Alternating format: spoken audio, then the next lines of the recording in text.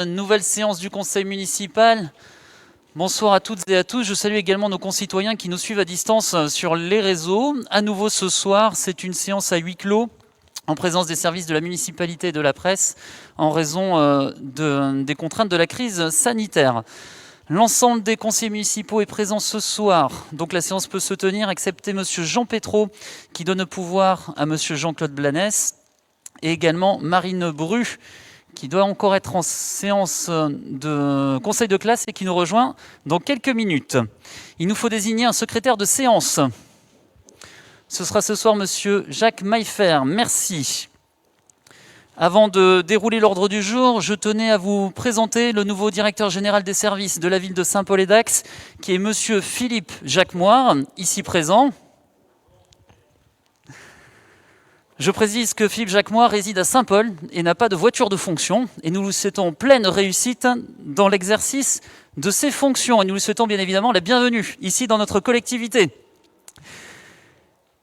Pour commencer l'ordre du jour, je vous propose l'approbation du procès-verbal de la séance du 17 décembre 2020. Est-ce qu'il y a des commentaires ?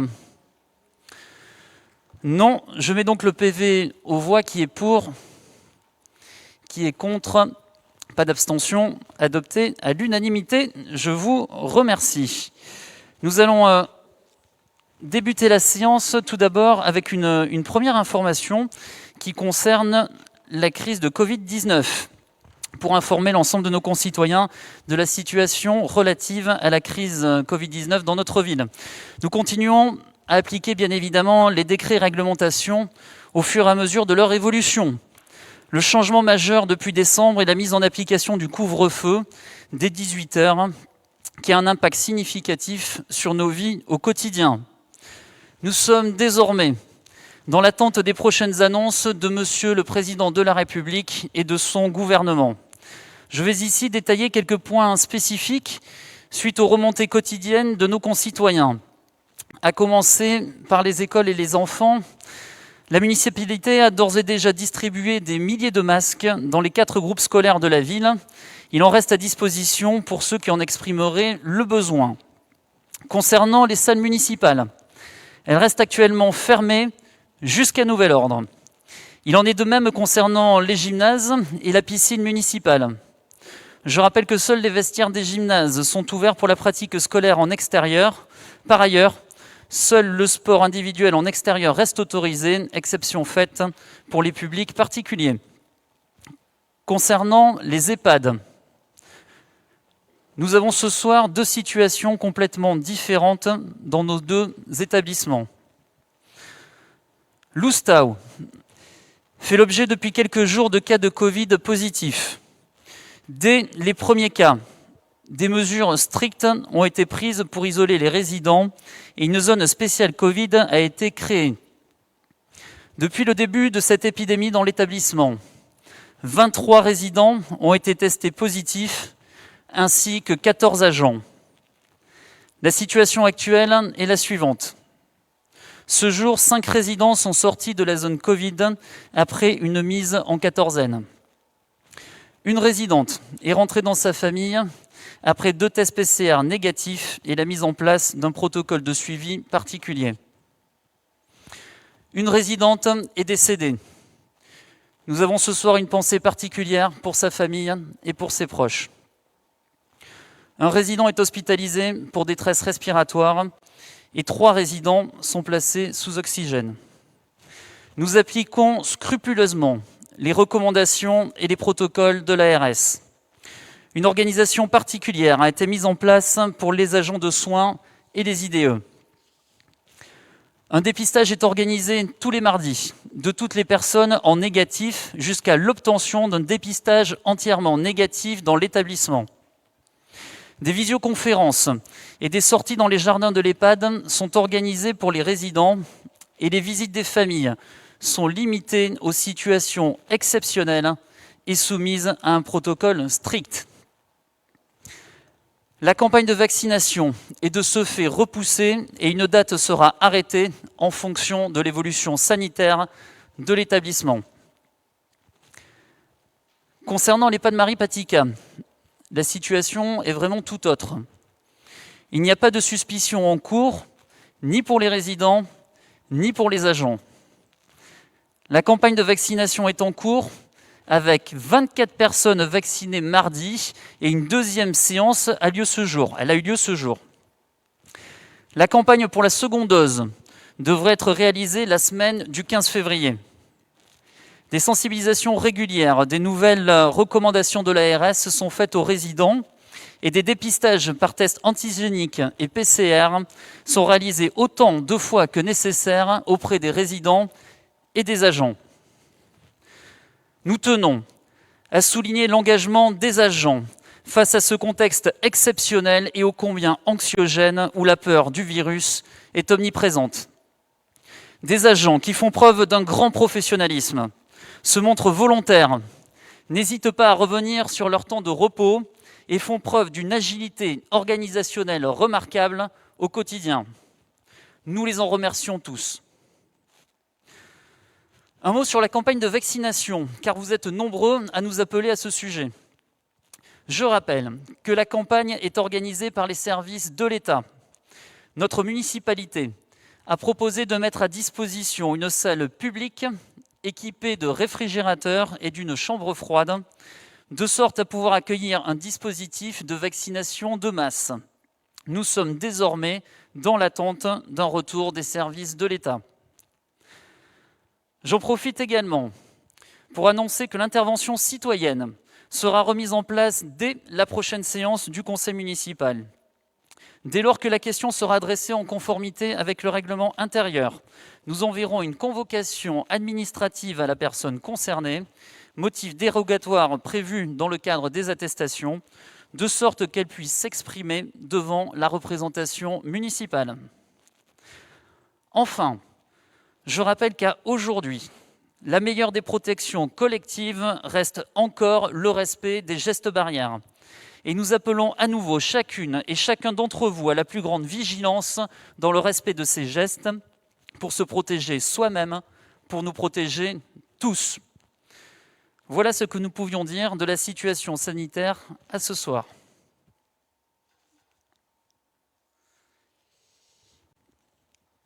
Est-ce qu'il y a des questions complémentaires par rapport à cet état des lieux ?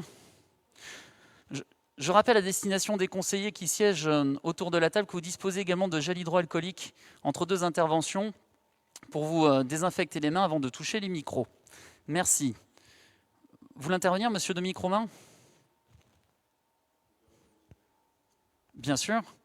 Vous avez allumé le micro ? On ne vous entend pas. Est-ce que le micro est bien allumé ?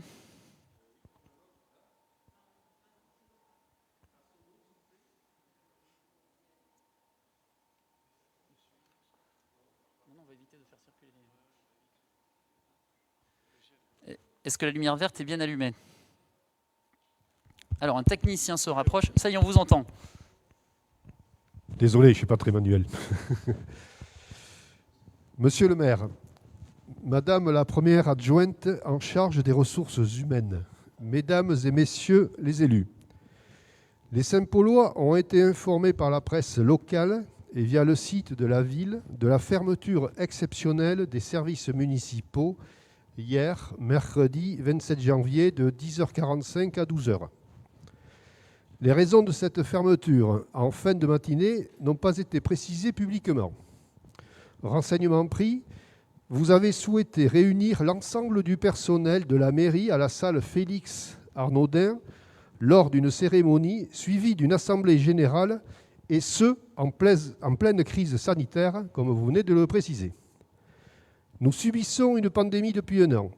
Nous avons vécu un confinement strict en mars, avril et mai 2020, puis un deuxième en novembre, décembre et actuellement un couvre-feu. Nous sommes sous la menace grandissante du variant anglais. Malgré cette situation, vous avez souhaité, monsieur le maire, présenter les vœux, présenter le nouveau directeur général des services ainsi que la future nouvelle organisation de la mairie devant une assemblée conséquente et dans un lieu confiné. Cette initiative vient en contradiction aux recommandations de la préfecture invitant à privilégier les réunions par voie digitale et éviter ainsi le brassage des populations. Vous n'avez pas appliqué ce que votre adjoint à la politique sportive a préconisé.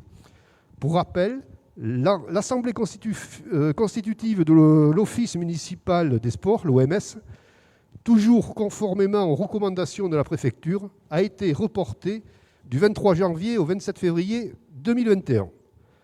Considérez-vous, monsieur le maire, la santé des représentants des associations sportives saint-pauloises majeure par rapport à celle du personnel municipal? Du fait du brassage de population lors de cette cérémonie, vous avez mis en danger nos employés municipaux. Même si nous n'en doutons pas, ils étaient tous porteurs de masques pour écouter la bonne parole. Nous jugeons votre initiative totalement inappropriée, inconsciente et irresponsable. Quel manque de respect, quel mépris de la santé des agents, quel manque de bienveillance et de sens de responsabilité. Monsieur le maire, mesdames et messieurs les élus de la majorité, n'oubliez pas que sans les agents de la commune, vous ne pouvez rien faire. Ce sont eux, les forces vives, qui interviennent chaque jour auprès des citoyens. Alors, s'il vous plaît, prenez vos responsabilités et soyez attentifs à leur santé, c'est votre devoir d'élu. L'humain avant tout. Merci. Merci Monsieur Romain pour votre intervention. Écoutez, je suis très heureux de vous entendre dire que vous prenez soin de la santé des agents. Quand on voit la situation dans laquelle on récupère la mairie à nouveau, c'est une nouveauté pour nous. Nous vous en remercions. Une fois encore, vos informations sont erronées, puisqu'il n'y a pas eu de cérémonie des vœux. Vous nous avancez encore des informations qui sont fausses. Nous avons l'habitude désormais de vos informations fausses dans cette séance du conseil municipal.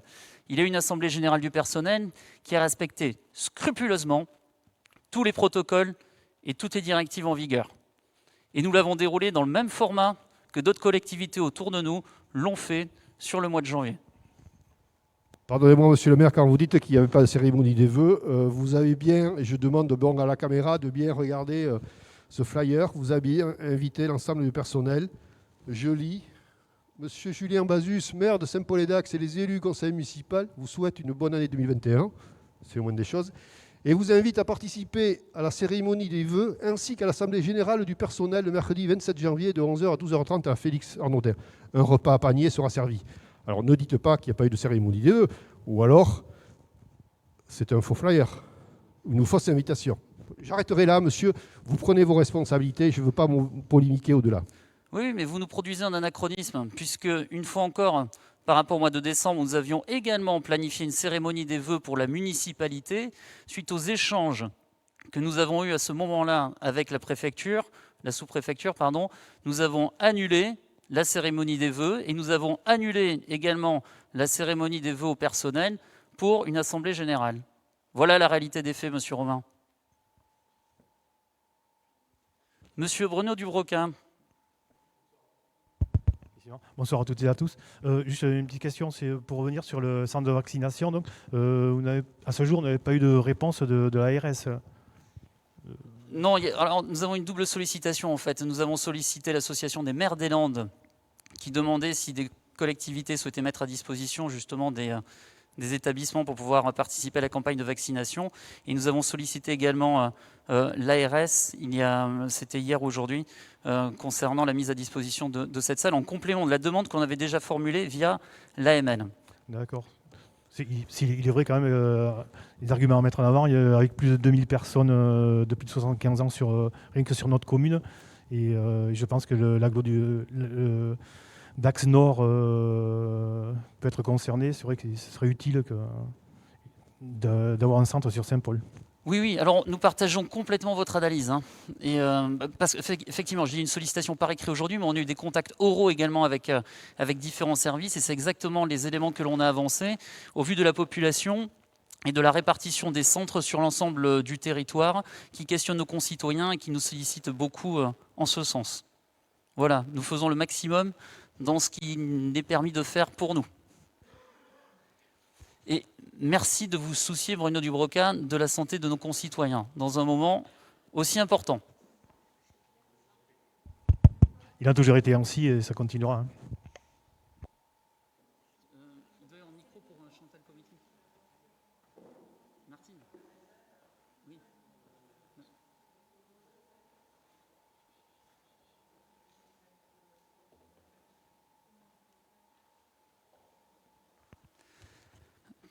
Le docteur Chantal Cometti. Oui, je pense que ça marche. Oui. Je pense que c'est pas très urgent d'ouvrir un deuxième centre parce que selon les informations que j'ai, ils ont 240 doses par 340 doses par semaine pour vacciner à Dax. Donc on n'aura pas assez de doses. Tant qu'on n'a pas des doses, je ne sais pas si c'est très utile de chercher à ouvrir un centre supplémentaire. Parce que les médecins, ils y sont. Tous les médecins généralistes de Dax et de Saint-Paul se sont mobilisés pour aller vacciner. Je pense que 2 par jour, c'est largement suffisant parce qu'il y a des infirmières libérales, il y a tout. Donc tant qu'on n'a pas plus de doses, ça ne sert pas à grand-chose. Merci pour ces précisions. Effectivement, l'idée est d'être prêt le moment venu. Je pense que nous espérions tous des doses dès à présent et même dans les jours précédents. Nous sommes désormais en attente des livraisons des services de l'État. Est-ce qu'il y a d'autres interventions ? Très bien, nous passons au deuxième point d'information. Alors, cela fait suite à la précédente séance du conseil municipal où quelqu'un avait posé la question sur la fréquentation de l'accueil périscolaire. Et c'est Martine Gaille qui vous apporte une réponse. Oui, je ne sais pas si on m'entend. Si, il faut que je parle plus fort. Bon, oui, bonsoir à tous. Vous le savez, depuis la rentrée scolaire de septembre, les élèves peuvent fréquenter l'accueil périscolaire du soir moyennant une cotisation symbolique calculée sur le quotient familial et sans facturation quotidienne. Pour qu'élus, vous élus et le service scolaire puissent mesurer les conséquences de cette décision sur la fréquentation de ce temps périscolaire, une comparaison a été établie entre le mois de décembre 2019 et le mois de décembre 2020. Et ça me permet aujourd'hui de répondre à la question qui avait été posée lors d'un précédent conseil municipal et d'informer les Saint-Paulois. La fréquentation a augmenté sur le périscolaire du matin à hauteur de 12% et celui du soir à hauteur de 11,8%, pour être précis. Pour l'ensemble des écoles, l'effectif passe de 182 à 204 élèves le matin et de 272 à 304 le soir, soit 22 élèves en plus le matin et 32 enfants supplémentaires le soir. Hormis l'élémentaire Gaston Larieux et la maternelle Marie Curie, où la fréquentation est restée voisine ou identique, toutes les autres écoles voient la présence des élèves augmenter, en particulier les écoles Henri Lavielle, Jules Barouillet et l'élémentaire Marie Curie. Cela malgré un contexte sanitaire où certains parents en télétravail ou sans activité viennent chercher leur enfant à 16h30. Donc nous espérons une augmentation encore dès que les choses s'arrangeront sur le plan sanitaire. D'autre part, l'anticipation de la création d'emplois à temps partiel, certes, mais cette anticipation a permis de faire face à l'augmentation d'effectifs et également à la situation sanitaire. Nous restons très vigilants, avec récemment encore des renforts de personnel à la maternelle Jules Barouillet et l'élémentaire Marie Curie, ce qui a ouvert un supplément horaire à 2 personnes qui sont à temps partiel. D'autre part, nous avons une bonne nouvelle puisque nous avons reçu de la Caisse d'allocation familiale confirmation que cette nouvelle organisation ne nous priverait pas de leurs subventions. Subventions que nous connaîtrons exactement au mois de mars et dont je pourrai alors vous faire part. Voilà. Est-ce qu'il y a besoin d'informations complémentaires ou des questions par rapport à ça ? Très bien, merci. Avant le point suivant, une information complémentaire. Je vais aborder un sujet qui n'a pas été porté à l'ordre du jour, car la législation en vigueur n'en prévoit pas la nécessité, s'agissant là d'une simple information.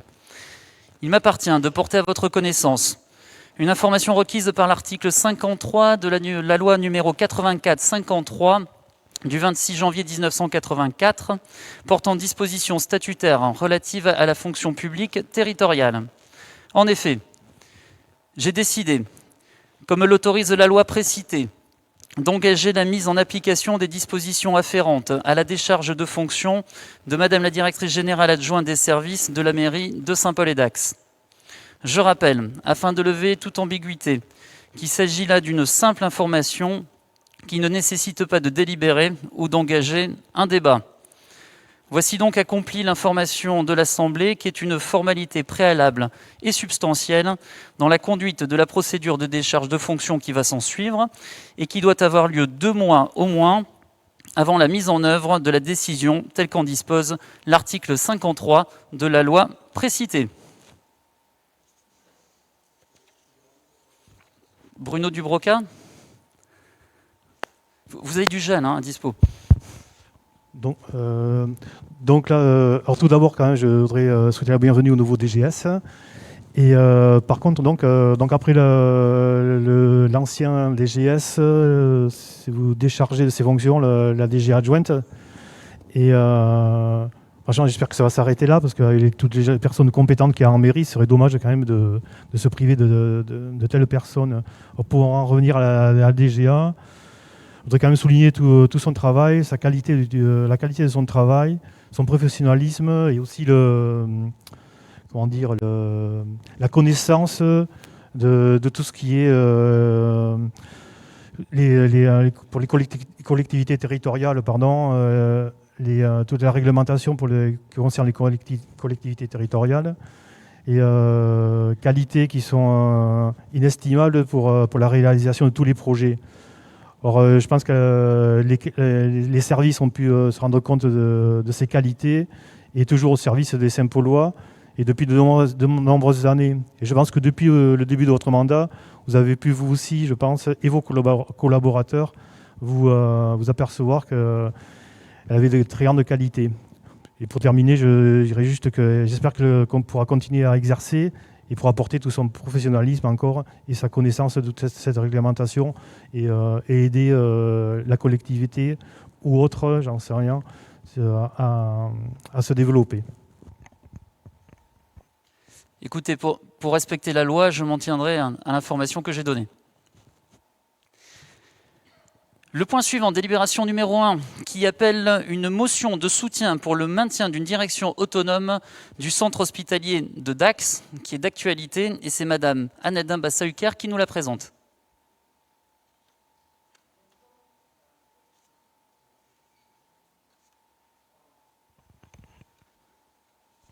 Bonsoir à tous.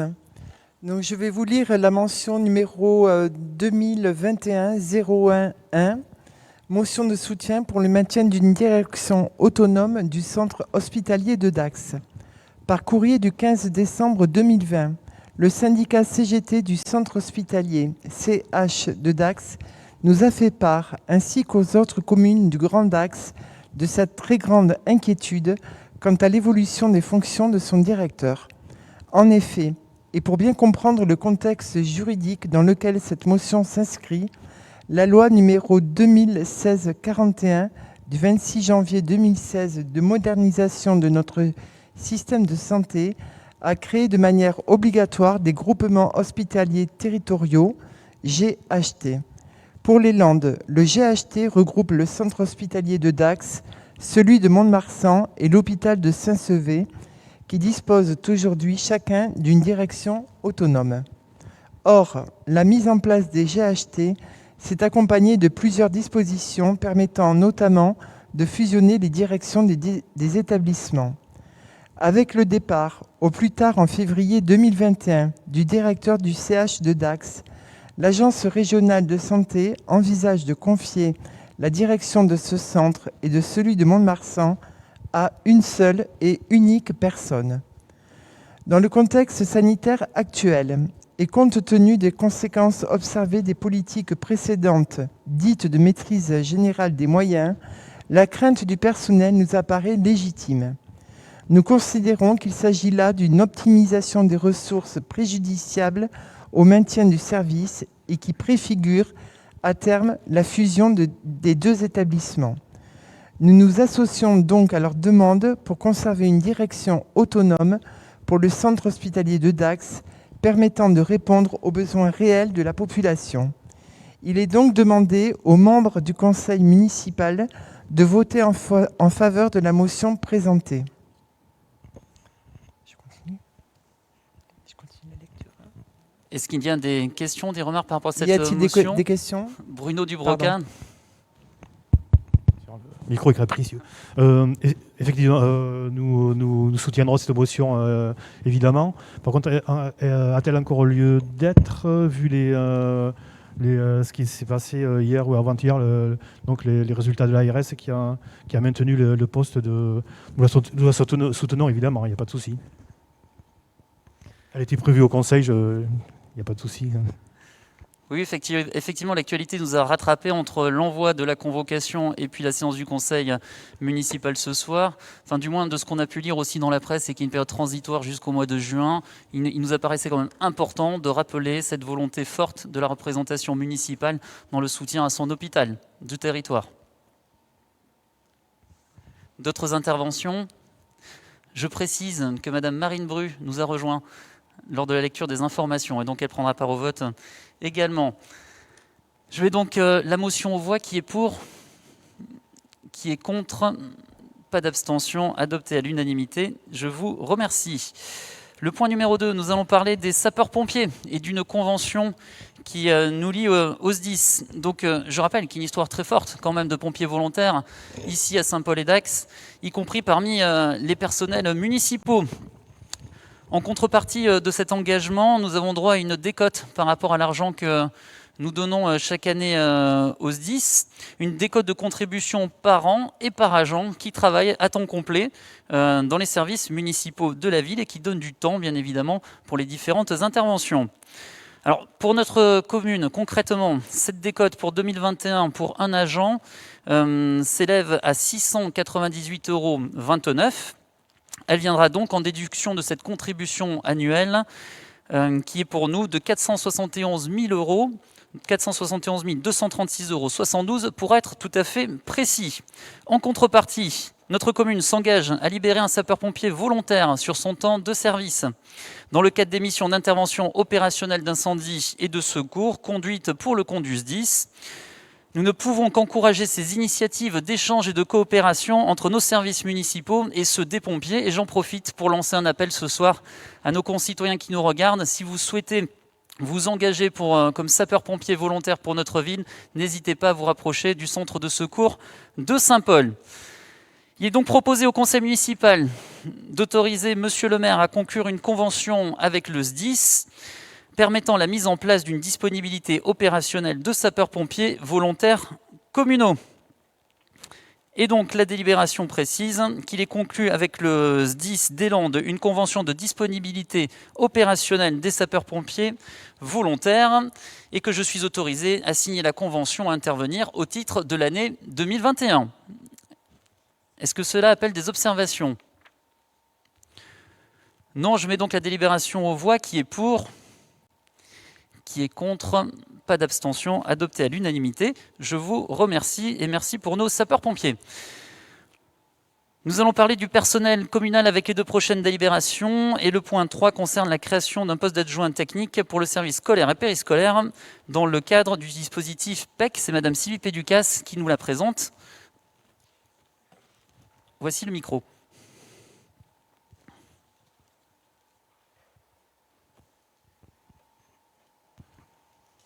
Bonsoir. Si. Vous m'entendez? Bien, donc cette délibération concerne effectivement la création d'un poste d'adjoint technique pour le service scolaire et périscolaire dans le cadre des dispositifs PEC, Parcours Emploi Compétences. La municipalité met en œuvre, dès qu'elle le peut, des actions concrètes pour aider un certain nombre de personnes à s'insérer ou se réinsérer dans le monde du travail.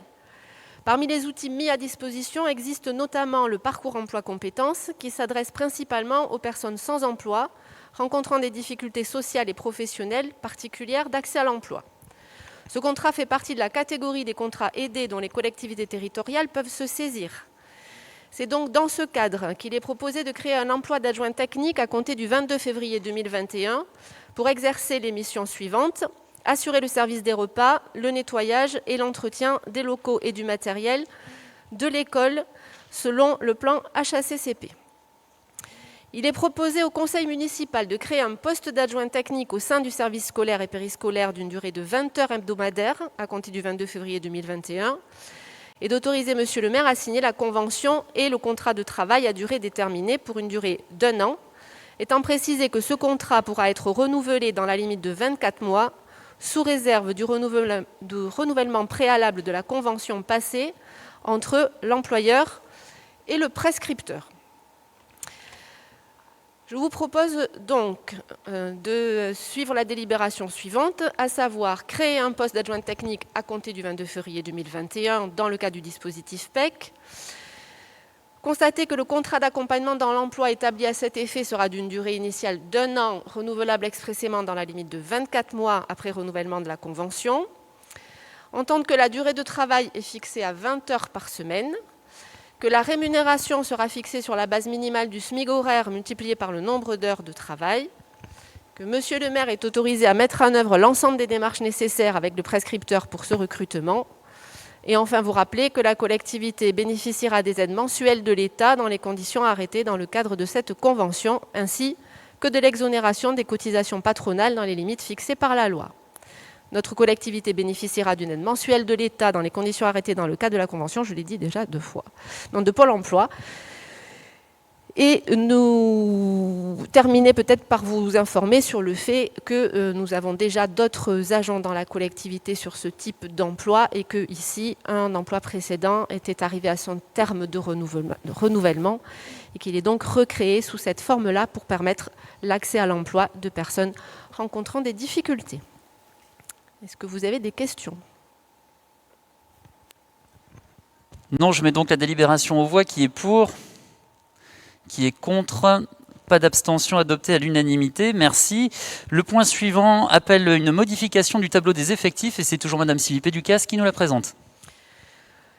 Donc, ce n'est pas la première fois de l'année, nous en avions examiné déjà le mois précédent. Il convient de mettre à jour le tableau des effectifs de la commune. C'est un mécanisme obligatoire dès qu'un poste est créé ou supprimé. Lorsqu'un agent change de grade, que son ancien grade est supprimé, son nouveau doit alors être créé. Donc, pour ce conseil, les mouvements sont les suivants. Sur le budget ville, dans la filière administrative, donc la suppression du grade attaché hors classe pour la création du grade attaché principal. Sur la filière technique, la suppression du grade d'agent de maîtrise principal pour la création d'un grade d'agent de maîtrise, la suppression du grade d'adjoint technique principal de première classe pour la création du grade d'agent de maîtrise, la suppression du grade d'adjoint technique principal de deuxième classe pour la création d'un grade d'adjoint technique, tout cela prenant effet au 1er mars 2021. Et enfin, la suppression du grade d'adjoint technique principal de première classe pour la création d'un grade d'adjoint technique et à la filière multi-accueil, la suppression d'un grade d'adjoint technique pour la création d'un grade d'adjoint technique principal de première classe, les deux prenant effet au 1er janvier 2021. Dans tous les cas, il s'agit de recrutement ou de mobilité interne. Dans le cas des recrutements, les personnes en déroulé de carrière avaient donc un grade inférieur à celui des personnes qu'elles remplaçaient, qui étaient plutôt en fin de carrière. Donc, je vous propose donc de prendre acte du tableau des effectifs actualisé comme indiqué et vous rappelle que les crédits nécessaires seront imputés au budget communal. Des questions? Non, je mets donc la délibération aux voix. Qui est pour? Qui est contre? Pas d'abstention, adopté à l'unanimité. Merci. Nous pouvons donc passer aux affaires foncières. Bien évidemment, c'est Monsieur André Humeau qui va nous les présenter. Nous commençons avec une convention de servitude de passage. Bonsoir à tous. C'est la buée. Oui, il s'agit de la délibération 2021-01-5 concernant une convention de servitude de passage sur une parcelle communale, cadastrée section AH 734. Les consorts serres ont déposé un permis pour l'aménagement de leur propriété par la création de 2 lots destinés à l'habitation individuelle. La parcelle AH 772 dispose d'un accès au domaine public vers l'avenue de l'Océan, mais cet accès est étroit et n'est pas adapté au projet. La ville de Saint-Paul, avec les pétitionnaires, ont travaillé des solutions permettant d'améliorer les conditions d'accès. Il ressort de ce travail que la solution la plus efficace consiste à créer un accès sur la parcelle AH772 depuis la rue Beauregard et consolider l'accès piéton existant. Cet accès direct depuis la rue Beauregard est prévu sur la parcelle appartenant à au domaine privé de la commune.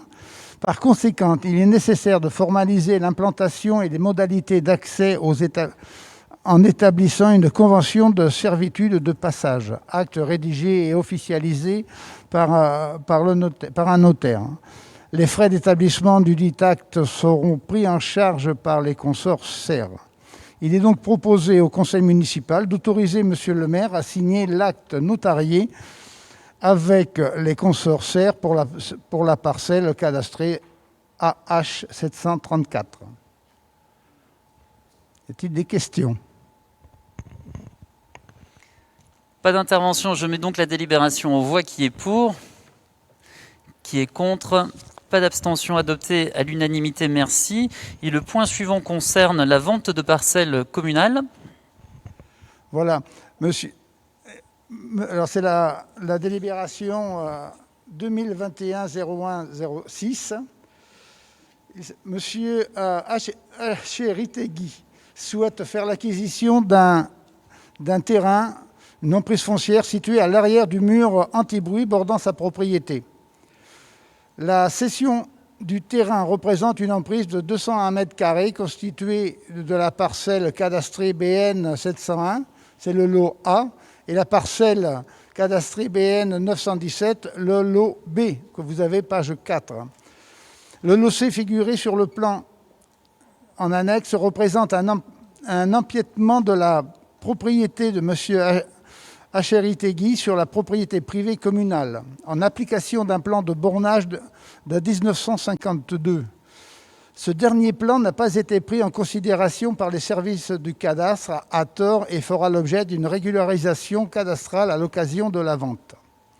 Suite à l'avis des domaines, il est proposé de vendre ce terrain, lot A plus B, au prix de 14,50 € au mètre carré, soit pour 201 mètres carrés, un montant de 2 914,50 €. Les frais de bornage de la division parcellaire d'un montant de 1 323 € seront pris en charge avant la vente par la ville et répercutés sur la proposition de vente. Par conséquent, la proposition de la vente s'élève à 4 237,50 €, soit rapporté à la surface de l'emprise proposée à 21,08 € du mètre carré, hors frais de notaire qui seront pris en charge par l'acquéreur. Il est demandé au conseil municipal d'autoriser Monsieur le maire à signer la vente de l'emprise à Monsieur Acheritegui. C'est des questions. Pas d'intervention, je mets donc la délibération aux voix. Qui est pour ? Qui est contre ? Pas d'abstention, adopté à l'unanimité. Je vous remercie. Il nous reste la délégation de pouvoir. Est-ce qu'il y a des questions ? Non, alors juste pour vous préciser que la prochaine séance du conseil municipal aura lieu comme de coutume le dernier jeudi du mois, ce qui nous mènera au jeudi 25 février. Vous retrouverez toutes les dates dans le nouveau numéro du municipal qui est distribué depuis ce matin dans vos boîtes aux lettres. Je vois que Monsieur Romain souhaite la parole. C'est pas pour le municipal ? Non.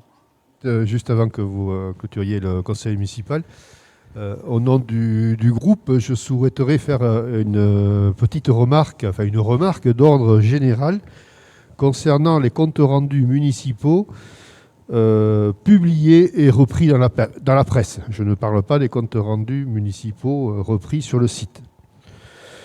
Au nom de notre groupe, j'émettrai un vœu, à savoir qu'il serait légitime que nos interventions soient reprises telles quelles dans la presse et non comme bien trop souvent constaté, tronquées, déformées ou souvent oubliées.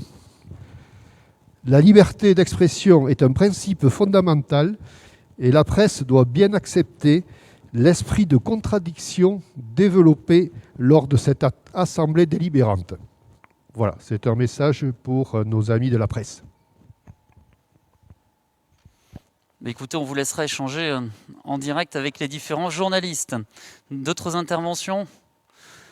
L'ordre du jour étant épuisé, je lève la séance. Merci à tous et bonne soirée.